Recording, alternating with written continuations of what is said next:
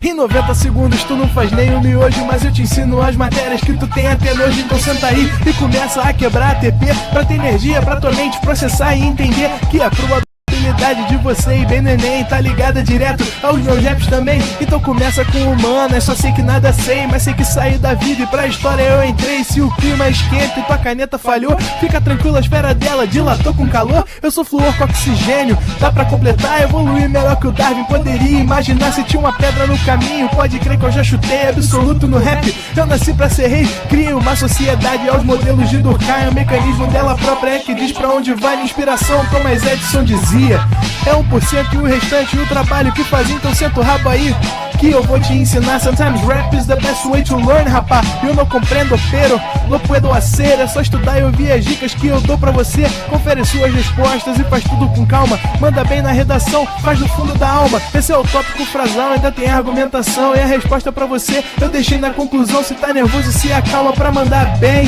E se liga nos vídeos que eu te preparo pro Enem.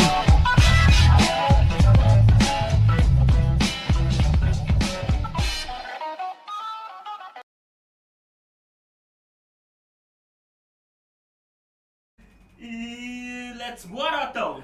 Salve, galera do Pro Enem! Pedindo bênçãos às entidades do tempo para falar com vocês hoje sobre dois assuntos sempre muito importantes, clássicos, tradicionais, absolutismo e mercantilismo. Absoluto no rap, eu nasci para ser rei, é isso. Hoje é dia da gente falar dos grandes monarcas europeus, não especificamente sobre os caras, mas sobre as características dessas monarquias que vão marcar a Idade Moderna. Galera, antes da gente começar, eu queria falar com vocês um pouquinho o seguinte.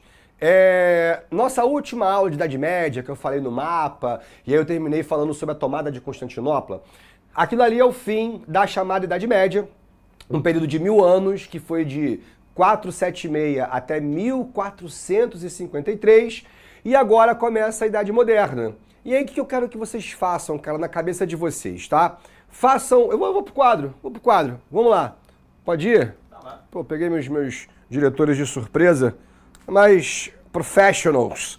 Então é o seguinte, galera, vocês vão fazer um negocinho na cabeça de vocês assim, ó, Idade Média e agora Idade Moderna. Nossa, que letra horrorosa, é isso mesmo, por isso que eu não escrevo no quadro. Gente, então é o seguinte, porque assim, diferente da história do Brasil, que a gente tem um objeto que é o Brasil, e aí a gente vai lá, chega com Cabral e caminha, pré-colônia, depois a gente coloniza. A história geral também. Mas a história geral não tem um país só. A história geral não tem um único objeto. A história geral a gente estuda praticamente toda a Europa. E ainda estuda Estados Unidos, enfim. Então, galera, a percepção que a gente vai ter quando a gente estuda a história geral são mudanças estruturais. E quanto mais rápido você conseguir fazer isso, quanto melhor você dividir na sua cabeça o que é economia, o que é sociedade, o que é política, melhor você vai acertar não só os exercícios de história, mas de todas as humanas, incluindo linguagens, cara. Porque o bom aluno de história, é o que eu sempre falo, é o cara que se localiza no espaço e que se localiza no tempo, tá? Agora, o bom aluno de humanas é o cara que sabe que aquela questão está falando sobre hábitos sociais. Aquela questão está falando sobre as relações econômicas. Se você tem mais de 10 mil reais na tua conta e você está se sentindo sufocado por despesa de condomínio, plano de saúde, escola dos teus filhos e até supermercado, existe uma saída para isso. É você fazer o teu dinheiro trabalhar para você através de uma estratégia simples e segura dentro do mercado financeiro. Eu estou falando de você surfar tendências, e é isso que eu chamo dos ganhos explosivos. Fazer mais de 100% com o teu dinheiro em menos de 30 dias. Então imagina que você vai pegar desses 10 mil reais, uma parcela de 1.000 reais, ou seja, vai deixar 9 mil reais bastante seguros. Esses 1.000 reais, você vai surfar tendências, sejam de alta ou sejam de baixa, no mercado financeiro, vai dobrar esse valor. A partir disso, você vai entender como que você pode gerar um salário extra todo mês na tua conta. Uma estratégia muito simples e segura. Esse mês eu vou fazer a Jornada dos Ganhos Explosivos, que é uma série de 3 aulas gratuitas, onde eu mostro todos os detalhes de como que você pode executar esse plano. E para você participar, basta clicar nesse botão.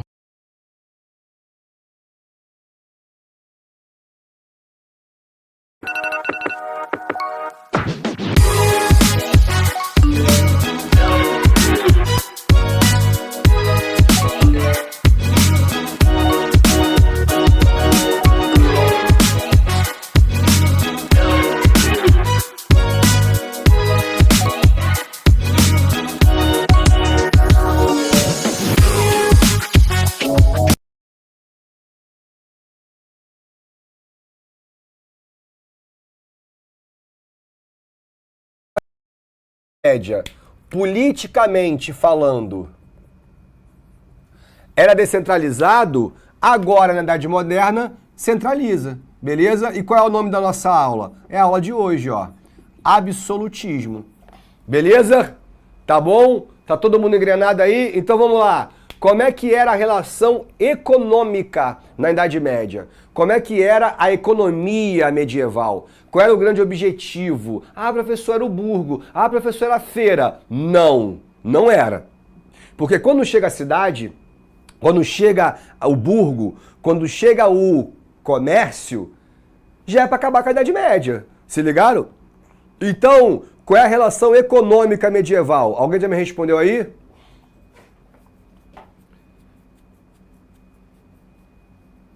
Aí, ó, Camille Caroline, pô, mandou onda, monstra. Que isso, tirou muita onda. Feudalismo.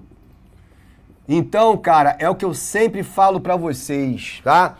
Feudalismo não é um período. Feudalismo é um modo de produção econômica. Feudalismo na Idade Média. E agora, já que a produção não é mais voltada para o feudo, agora a produção é voltada para o mercado, a gente vai chamar de mercantilismo. Também aula de hoje, beleza? Olha só, relação política e aqui relação econômica. Mais uma vez, perdoem a letra, gente, eu já escrevo mal parado. Dando aula então vai ficar pior ainda. Mas vamos lá, vamos continuar isso aí. Como é que era as relações culturais na Idade Média? Em uma palavra. Basicamente o seguinte, como é que o homem medieval olhava o mundo ao seu redor e buscava suas respostas? Fala pra mim.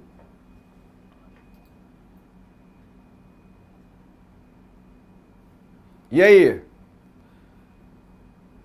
Todo mundo respondeu feudalismo ali, gostei. Eu quero ver quem vai ser o primeiro ou a primeira. E aí? Não é não, já foi feudalismo, já sabem. Relação cultural, essa pergunta é mais difícil. Boa, Nick, gostei. Religião eu acho bom, beleza? Mas eu quero uma outra palavra. Aí a Edjane, não é à toa que tirou 1000 na redação, né? Monstra sagrada. Teocentrismo. Teo, Deus, no centro de tudo. Então toda a explicação na Idade Média era pela religião. Se ligou? Isso aqui é um aspecto, ó, cultural. Qual é o nome da aula que não vai ser hoje que a gente fala sobre isso? Renascimento cultural. A aula de renascimento. Porque aqui a cultura, para a burguesia, estava morta. Aqui ela tem que renascer. E por fim, como é que era a igreja aqui na Idade Média? Vamos falar de religião, rapidamente. Como é que era a igreja católica? Forte ou fraca, galera? Bora! Essa é fácil, essa eu não vou nem olhar o chat. Só quero ver quem vai ser a primeira pessoa. Me falem aí quem vai ser a primeira pessoa a falar. Religião católica aqui, ó, católica, forte. E aqui ela perde força. E ela perde força através do quê? Da aula de reforma protestante. Então é isso que eu quero que vocês tenham na cabeça, galera. É isso que eu quero que vocês percebam, que as aulas não são aleatórias. Ah, reforma protestante. Vou falar, posso ser para aqui? Vira aqui. Deixa eu dar mais um golinho. Oi? Dá mais um golinho. Ah, o professor tá dando um monte de fofoquinha sobre Lutero, sobre Calvino. O professor gosta de arte, aí ele mostra lá Da Vinci e Michelangelo. Não, gente. São relações culturais, religiosas, políticas e econômicas. Hoje, então, vamos falar de política e vamos falar de economia. Show? Então, se na Idade Média o poder era descentralizado, agora ele centraliza de tal maneira que o poder vira um poder absoluto. Por isso que a gente chama de absolutismo. Sobretudo, galera, no século XIV, quando a fome matou, 10% da população europeia, quando a peste matou mais da metade da população europeia, e revoltas camponesas, e grandes guerras, como a Guerra de Reconquista, a Revolução de Avis, Cruzadas, Guerra dos 100 Anos, quando o mundo europeu parecia realmente acabar, e se nós estivéssemos lá, nós também acreditaríamos, aquele rei que sempre existiu na Idade Média, mas que era fraco, submetido à igreja, que não conseguia controlar os seus súditos, que não conseguia controlar o seu território, ele passa a ser visto como o único cara a conseguir superar essa crise. Então ele encontra uma nobreza frágil, porque morreu nas guerras e porque está lidando com revoltas camponesas. Encontra uma burguesia que, ascendeu e agora a peste está matando o mercado consumidor. Essa burguesia também precisa de ajuda. Uma igreja que está sendo contestada, que está sendo criticada. A Europa fala, igreja, a gente está seguindo as leis de Deus todo esse tempo para morrer todo mundo no século XIV, então a igreja também que fecha as portas também está sendo atacada. Quem passa a ser o grande árbitro disso? Quem passa a ser o grande mediador? Quem olha para isso e fala assim, cara, esse é o momento que a nobreza precisa de ajuda, que a igreja precisa de ajuda, que a burguesia precisa de ajuda e eu vou pegar o poder para mim. E esse cara é o rei. Então, pessoal, vamos entender o seguinte. Quando eu falo em Estado Nacional moderno, eu estou falando do nascimento desses países europeus que vocês conhecem. Portugal, Espanha, Holanda, França, Inglaterra, Sacro Império, Áustria, Rússia, Dinamarca e por aí vai. Show? Então o que é um Estado nacional? O Brasil é um Estado nacional. Moderno, aí a galera dos grandes reis. Hoje o Brasil é um Estado nacional contemporâneo. Se ligaram? Modernidade não é o nosso conceito atual de moderno. Modernidade é o período que vai da tomada de Constantinopla até a queda da Bastilha. 300 e poucos anos. Show? Esse rei, que sempre teve na igreja um limite ao seu próprio poder, nesse momento ele começa a ameaçar a igreja. Porque pensa bem, Henrique VIII na Inglaterra falou assim, eu quero o divórcio. O Papa falou, não, então rompi contigo. Sacro Império, Lutero falou, eu quero uma nova igreja. O Papa falou, não, então rompi contigo. Aí Suíça, aí Dinamarca, aí uma porrada de protestantes na França. A igreja está frágil. A igreja, ela perdeu muita força no final da Idade Média e agora no século XVI, ela está vendo o nascimento de novas religiões cristãs não católicas. Igrejas que não respondem a ele, ao Papa. Eu estou falando do quê? Das igrejas evangélicas. Então, esse momento, a igreja desesperada, ela precisa se apegar a alguém.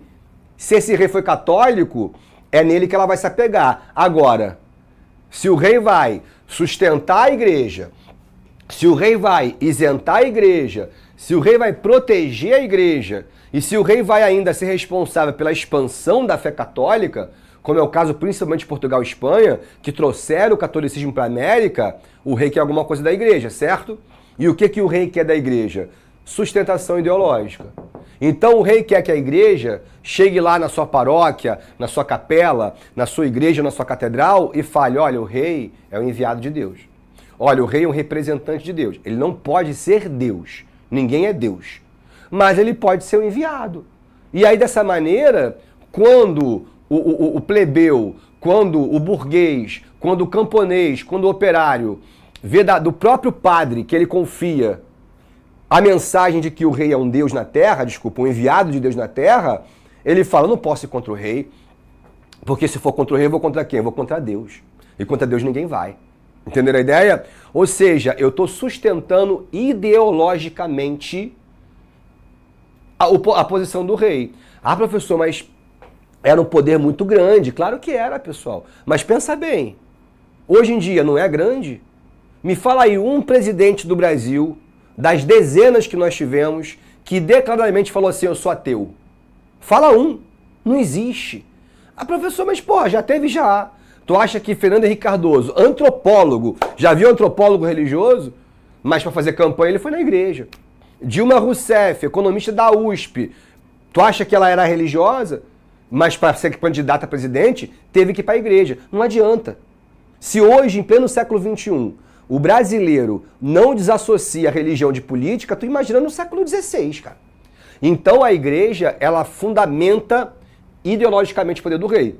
Antigamente ela se rebaixava o rei. Falou, se você não me obedecer, eu falo que você é herege e você vai perder o trono. Agora não. Agora a igreja percebeu que em vários países eles romperam com ela e ela que se deu mal. Show, entenderam? Mas olha que bonitinho, isenção fiscal. A igreja não paga imposto. Nenhum membro da igreja paga imposto. A negociação mais difícil, e quase sempre essa negociação é pelas armas, é com a nobreza. Por quê? Porque o senhor feudal, que está naquela terra há 400, 500 anos, de pai para filho, de pai para filho, de pai para filho, ele não responde a rei nenhum. Ele responde a um lorde, ele também é um lorde, ele tem seus vassalos, e eles formam uma casa. Eles não querem beijar a mão do rei. Então esses senhores feudais são os mais resistentes. Mas no final desse processo, até esses caras também vão se dobrar à autoridade real. Por quê? Porque eles estão ferrados, cara. Quando a gente chega no século XIV e XV, os camponeses estão enfurecidos e aí o nobre vai pra guerra e os camponeses vão lá, meu irmão, e vão matar o filho dele, a esposa dele, vão saquear o castelo, vão fazer um monte de cagada. Então, esse enfraquecimento da nobreza fala assim, porra, majestade, me ajuda aqui, cara. Eu tô sendo atacado pelos meus próprios servos. E o rei fala, não, beleza? Pô, a nobreza tá de sacanagem, né? Eu sou nobre também, igual a tu. Então, assim, você jamais vai me pagar imposto, nobre. Outra coisa, quando eu fizer meu palácio, quem vai dançar comigo são vocês vão ser meus convidados. Quando eu fizer meu conselho de Estado, vocês serão os meus ministros, vocês serão os meus conselheiros. Vocês vão ter uma vida boa. Agora, nobreza, esse feudo não é teu feudo. Ele faz parte do meu reino. Os teus cavaleiros não são mais teus cavaleiros. Eles fazem parte do meu exército. E outra coisa, você não é mais o meu vassalo. Você é meu súdito e trata de beijar minha mão. Não beijou minha mão? Corta a cabeça. E é dessa maneira que vai resistir. É dessa maneira que vai coexistir a nobreza e a autoridade real. Como eu te falei, o nobre, ele não está afim de ser submetido. Mas ao final de tudo, eles vão ter que submeter. Agora você pensa o seguinte, fala, porra, professor, mas e aí? Assim, o rei faz palácio, o rei faz exército, o rei faz embarcação e não cobra dinheiro da nobreza, não cobra dinheiro da igreja. De onde vem esse dinheiro todo? Vem da nova e mais importante aliança dessa aula. A grande novidade é a aliança do rei com a burguesia. Olha para a Idade Média. Burguesia, quase não existia. Só existiu no final. Rei, fraquíssimo. Então esses dois se olham e vislumbram um destino igual. Pô, professor, peraí, mas a burguesia vai sustentar, o rei vai. A igreja vai. A nobreza vai. Vai pagar imposto? Vai. Vai fazer empréstimo? Vai. E ela ganha o que com isso? Nesse momento, muita coisa. Primeiro, aquele bando de impostos que ela pagava passando por cada feudo, isso não existe mais. Ela só paga um imposto por rei. Aí ela tinha que chegava numa cidade e era uma moeda de bronze. Chegava na outra, era moeda de cobre. Não, agora acabou. Só tem uma única moeda, uma moeda nacional. E quem fez foi o rei. Ela chegava num local, era medida em jardas. Num outro local, era medida em léguas. Acabou. O rei unificou os pesos e unificou as medidas. A burguesia fala, pô, maneiro.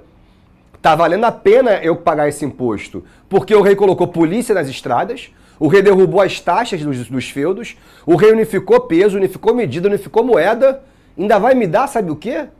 Monopólio quando ele colonizar um país. E aí aquele país colonizado só vai poder comprar e só vai poder vender para mim. Ou seja, eu vou ganhar muito dinheiro. Mas é claro que parte desse dinheiro vai ser dedicado ao rei. Então, nesse momento, o rei e a burguesia apertam as mãos. Professor, mas eu lembro que a tia Maricota me contou que foi a burguesia que derrubou o absolutismo. E a Maricota está certa. Quando a burguesia não precisar mais do rei, aí é uma outra história. Aí é o fim da modernidade. O início da Idade Moderna, essa é a principal aliança. Entenderam, galera? Entenderam como é que o rei ele se articula colocando ele próprio no meio desse furacão e fala, burguesia, eu vou garantir seus negócios, fecha comigo. Nobreza, eu vou garantir seus privilégios, fecha comigo. Igreja, eu vou garantir a sua existência, fecha comigo. Mas todo mundo está submetido a mim. Se ligaram? E é aí que nasce esses estados nacionais, beleza? Galera, o que é um estado nacional? Ah, professor, vamos lá. Se eu perguntar para você somente, dá uma lidinha nisso aqui, tá? Se eu perguntar para você somente o que é um estado nacional, tá? Você vai me responder, pô, professor, é um espaço definido de fronteira, concordo. É um local que tem seu próprio governo, concordo. Que tem sua própria moeda, que tem seu idioma oficial, muito bom.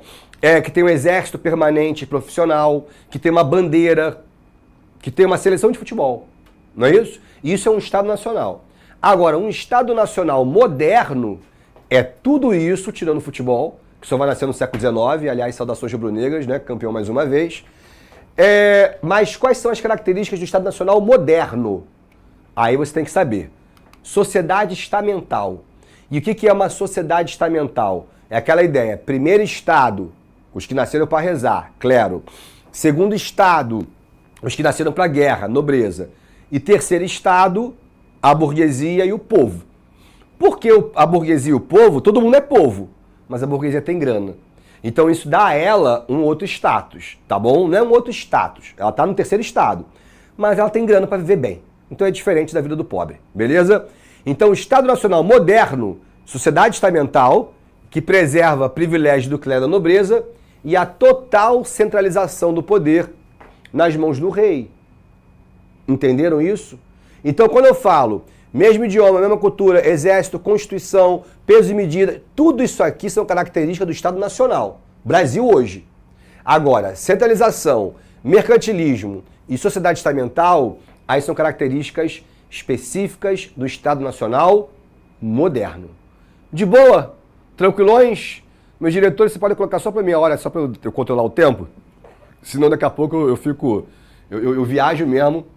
Aí tá ótimo. Bom, galera, então agora vamos entender o seguinte. Quem são esses caras? Sociedade estamental, ó. O rei, obviamente, está acima de tudo. É porque essa sociedade, essa pirâmide está ruim. Porque ela não bota a igreja, né? Olha lá. Bota aqui church, olha lá, ela bota a igreja acima de tudo, né? Mas, assim, esquece isso aqui, tá? Vocês vão fazer uma sociedade estamental muito mais simples. Primeiro estado, clero. Segundo estado, nobreza. Terceiro estado, burguesia e povo. E o rei acima de tudo. É isso que eu quero que vocês saibam, tá bom? E aí vamos falar dos teóricos do absolutismo. Você fala assim, professor, pô, mas como é que pode, né? Tem um monte de gente naquela época que falava bem do absolutismo. Eu acho isso um absurdo. Gente, não viaja. Julgar as pessoas no passado com a cabeça do presente tem um nome. Chama-se anacronismo. Você você não pode olhar o passado com a cabeça do presente. Por quê? Vamos pensar bem? Você fala assim, professor, cara, como é que esses caras podem falar bem do absolutismo? Eu jamais aceitaria o absolutismo no Brasil hoje. Beleza. Mas tu queria o quê? Idade Média? Eu, sinceramente, se eu fosse obrigado a ser jogado no tempo e me perguntar se você quer ir para um estado absolutista na França ou você quer ir para a Idade Média na França, eu prefiro o estado absolutista. Porque aqui tem polícia, aqui tem exército, aqui tem Constituição, aqui tem tribunal. Então existe aqui uma modernidade, por isso a Idade Moderna. Antes da Idade Moderna, a Idade Média. A galera comercializava arrancando mão. A galera matava sem absolutamente nenhum pudor, não tinha julgamento de nada, não tinha lei. Então, quando Maquiavel, Hobbes e Bossuet olham para esse Estado moderno, eles falam, pô, cara, isso é maneiro. Isso é um avanço, isso é uma evolução, é um desenvolvimento diante desses estados medievais que eram caóticos, mano. Que nem eram estados, desculpa falar. Na verdade, era terra de ninguém. Por isso que quando Maquiavel escreve O Príncipe, lá na Itália, o grande objetivo desse cara, o grande sonho de Maquiavel, era fazer com que a Itália virasse um estado absolutista. Porque o que a Itália era antes do estado absolutista? Uma zona. E, na verdade, se você olhar para a Itália, nesse momento, no século XV e XVI, Sicília, reino independente. Nápoles, reino independente. Meu irmão, Roma, Florença, toda aquela região do centro da Itália pertencia à igreja. Aí Veneza, independente. Gênova, independente. E aí, como é que tu unifica uma porra dessa? Então Maquiavel olhar e falou assim, cara, todo mundo aqui é italiano, todo mundo aqui fala italiano, todo mundo aqui come macarrão. Mamma mia, a gente tem que unificar. Quais serão os caminhos da unificação? Aí que vem Maquiavel. O Maquiavel, ele trabalha em duas fases, tá? Raça, deixa eu dar um golinho aqui, por favor.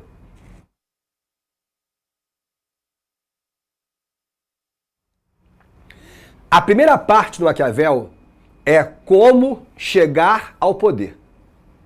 Maquiavel fala assim, meu irmão, pode fazer tudo o que for necessário, tá? Se tiver que comprar, compra. Se tiver que casar, casa. Se tiver que se corromper, corrompe. Se tiver que matar, mata.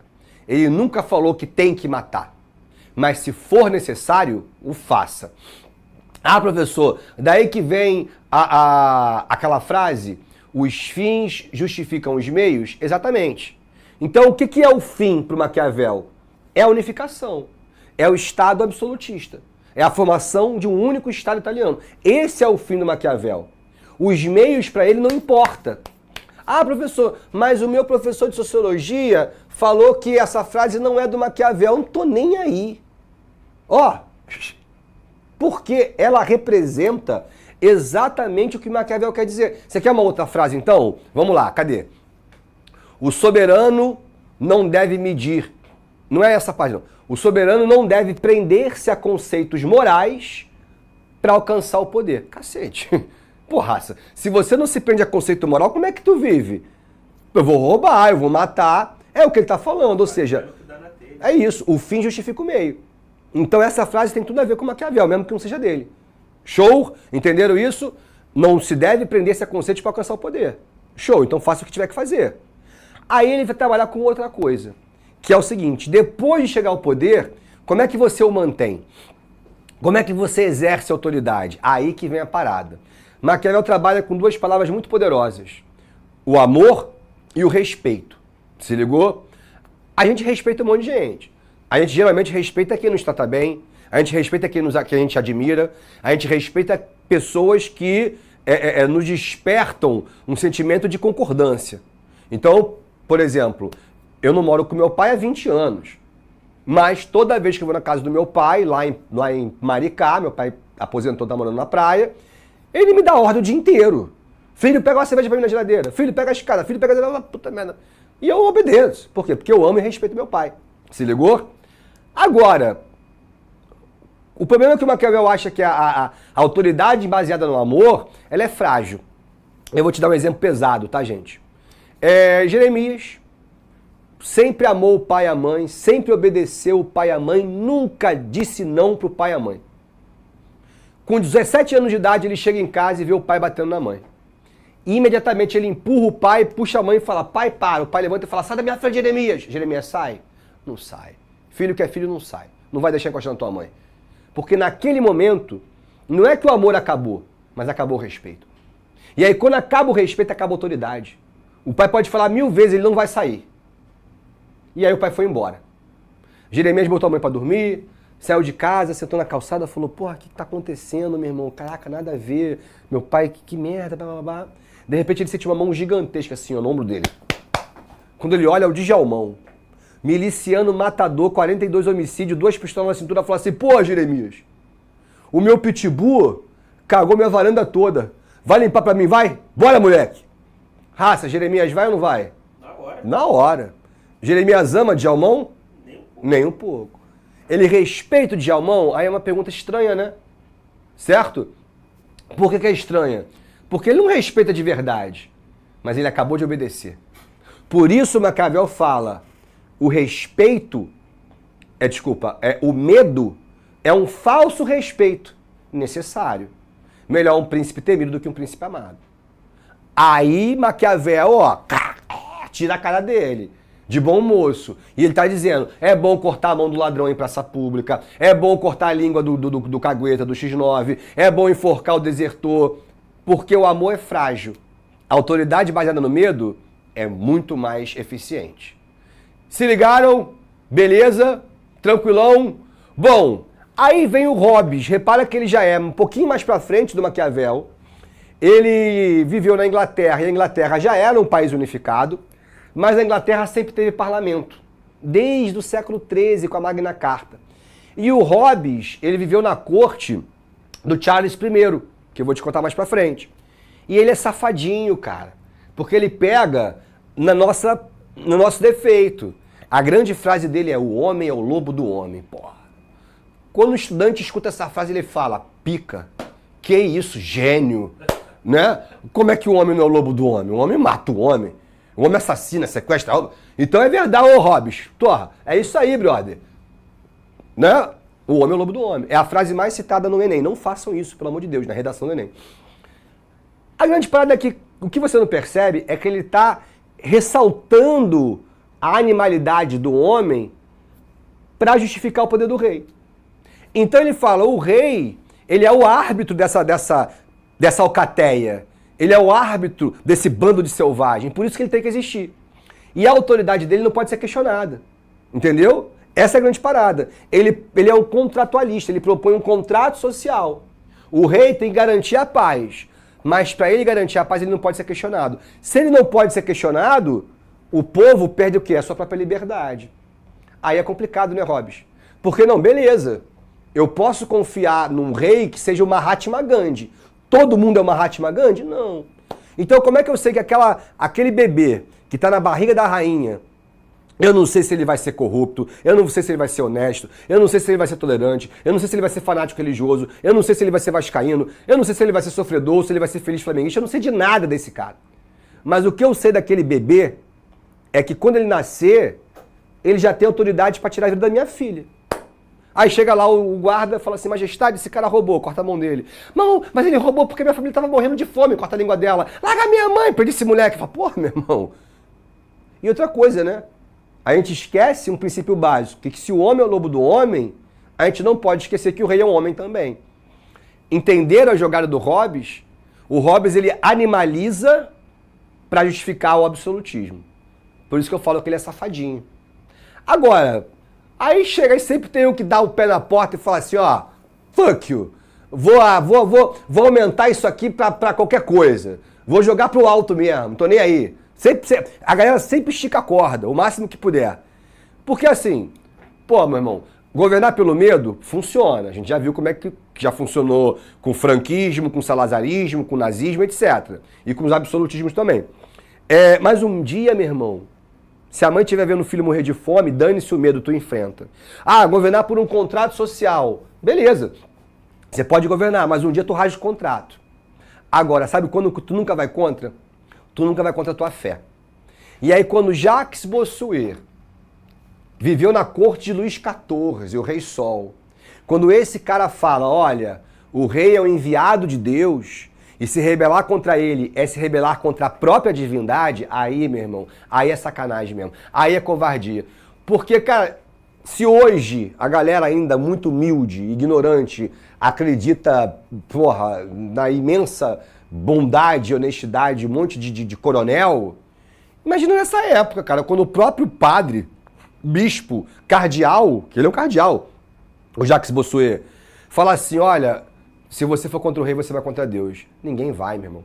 E aí começa aquela loucura de que o rei tem sangue azul, de que se você encostar no rei, suas doenças são curadas. Meu irmão, se eu encostasse no rei, nascia cabelo, entendeu? Minha calvície ia embora. Que se você, só de olhar para o rei, o seu destino melhora. E é isso que muitos reis vão defender. O rei governa por desígnios divinos. Se ligaram nesses três caras, galera? Entenderam? E agora o mercantilismo é uma aula muito tranquila. Porque é o seguinte, cara, vocês sabem o que é o mercantilismo? É uma teoria, uma prática econômica que visa enriquecer o quê? O Estado Nacional. Então são práticas econômicas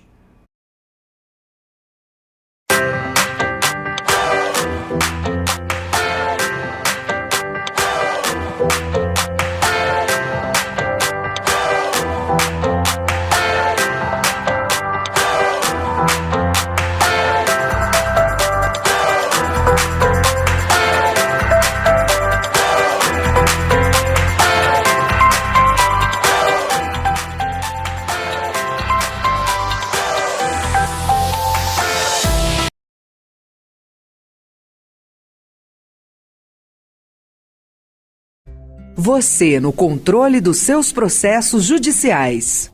Consulte agora mesmo as atualizações a partir do número do processo ou nome. Jus Brasil Processos. A informação que você precisa está aqui.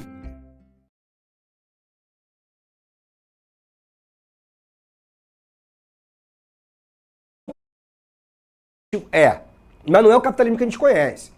Hoje, se tu quiser pegar lá, comprar paçoca e vender embaixo do farol, ninguém vai encher teu saco. Você pode vender, existe liberdade de comércio. Aqui não existe. Então, a primeira característica, ó, intervenção do Estado na economia. Beleza? Tá, o Estado intervém como? Vamos lá, vou chegar nessa parte. Mas vamos lá, o Estado intervém para quê? Essa é a segunda pergunta. Então, a intervenção do Estado na economia. E ele vai intervir para quê? Para ganhar dinheiro. Então, a balança comercial vai ser desequilibrada? Vai. Mas vai ser desfavorável ou vai ser favorável? Vai ser favorável. Então, já tem duas características. Ó, intervenção do Estado e ele intervém para quê? Para garantir uma balança favorável. Maneiro? Aí, qual é a outra pergunta? Como que ele intervém? Aí você vai ter 3 respostas, eu já te dei 5 características. Ele vai intervir como? Com protecionismo alfandegário. Raça, o que é mais caro? A Brahma ou a Heineken? A Heineken. Vê como é que o Raça é? Eu nem sei. Mas olha só, porque a Brahma é uma cerveja nacional. Quando ela é produzida, ela paga um impostozinho pequenininho para o Estado. Agora, quando chega a Heineken, ela paga um imposto muito maior. Porque é do interesse do Estado que a Brahma venda mais do que a Heineken. Porque o dinheiro que você paga na Heineken vai para a Holanda. O dinheiro que você paga na Brahma fica no Brasil. Entenderam a ideia? Isso é protecionismo alfandegário. Então vamos lá. Intervenção do Estado, balança favorável, protecionismo alfandegário. Tem outra maneira do Estado intervir? Tem. Criando o quê? Monopólio. Qual é o grande monopólio dessa época? É o tal do pacto colonial. Então, ó, o Brasil só pode comprar e só pode vender para Portugal. Isso é um pacto. Isso é um monopólio. Isso é uma atuação do Estado. Não é isso? Então, ó, protecionismo alfandegário, estabelecimento de monopólio. E por fim, que é o mais famoso de todas as características, é o metalismo, né? O Estado também vai buscar acumular metal precioso pelo mesmo motivo que vocês querem passar no vestibular e ganhar dinheiro. Para não depender de ninguém, para ficar rico, para ganhar seu próprio grana. E viver bem. Então, ó, é essa ordem que eu quero que vocês decorem. Intervenção do Estado para ter balança favorável. E como é que ele vai intervir? Com protecionismo, com metalismo e com monopólios. E, obviamente, tudo isso enriquece o quê? A própria nação. É um nacionalismo econômico. De boas, tranquilão, não é isso, certo? Aí vamos lá. Como é que Portugal ganhava dinheiro nessa época? Ah, professor, ganhava dinheiro com o pau-brasil, verdade. Ganhava dinheiro com açúcar, verdade. Ganhava dinheiro com tráfico de escravos, verdade. Ganhava dinheiro vendendo tudo para a colônia, verdade. Então qual o nome do mercantilismo português? Colonialismo. Pensa bem, quem ganha muito dinheiro com colônia também? Ah, professor, a Espanha, fato.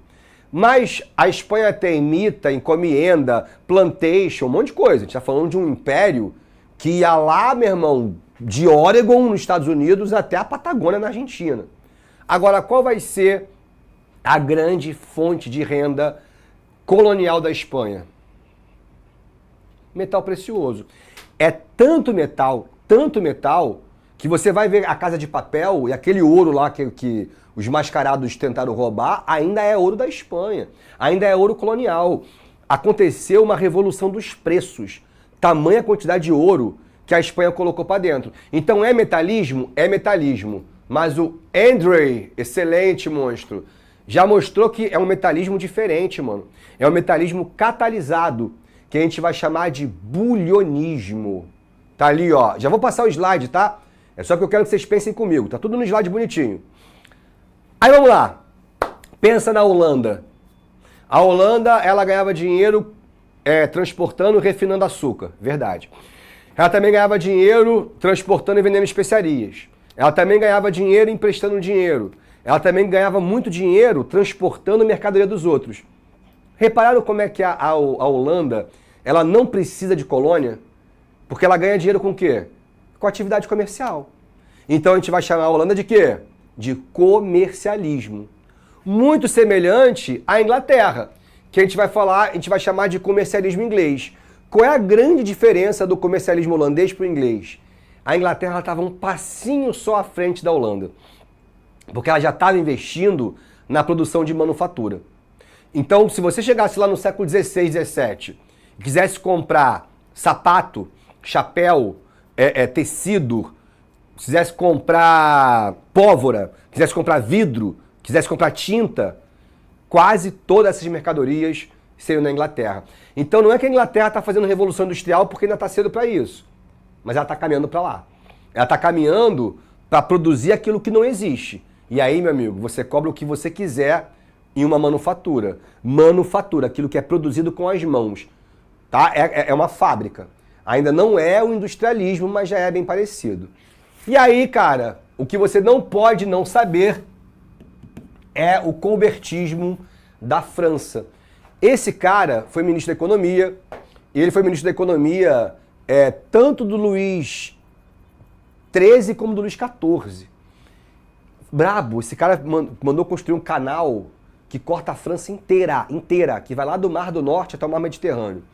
Mas ele percebeu o seguinte, ele falou, cara, se a Inglaterra é a maior produtora de caneta do mundo, eu não vou conseguir concorrer com a Inglaterra, porque ela já tem uma produção em alta escala. Mas se a Inglaterra for produzir 1000 canetas iguais a essa, eu vou produzir uma só. Mas a minha caneta, irmão, vai ser toda banhada a ouro. Ouro é foda, né? Cravejada em brilhantes. Vai ter aqui, ó, na tampa, diamante. Vai ter uma ponta de marfim de elefante albino. Vai ter uma tinta extraída de uma planta rara do Camboja. Ou seja, essa caneta aqui, da França, de Colbert, vai valer pelas 1000 canetas da Inglaterra. Isso aqui não é uma caneta qualquer, concorda comigo? Isso aqui é o quê, galera? Já estão falando ali, ó. Isso aqui é um artigo de luxo. A Inglaterra pode produzir em quantidade. A França, ela vai produzir em qualidade, mas não é só em qualidade. É em extrema qualidade. E aí, quando eu falo de extrema qualidade, eu estou falando de quê? Eu estou falando de luxo.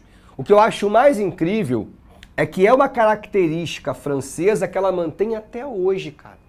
Quando você pensa em perfume francês, são os mais caros do mundo. Vinho francês, champanhe francês, culinária francesa, tapeçaria, joalheria. Olha as grandes marcas que vocês conhecem, Louis Vuitton, Balenciaga. Ele é espanhol, mas toda a produção dele foi na França e ainda é na França. Que mais, gente? Chanel, obrigado aí, ó, galera. Ferrari é italiana, hein? Mas, se ligaram? Eu tô zoando, tá, Daniel? Entenderam a ideia? Então, assim, cada um desses países que são os mais importantes da Idade Moderna vai ter uma característica mercantilista.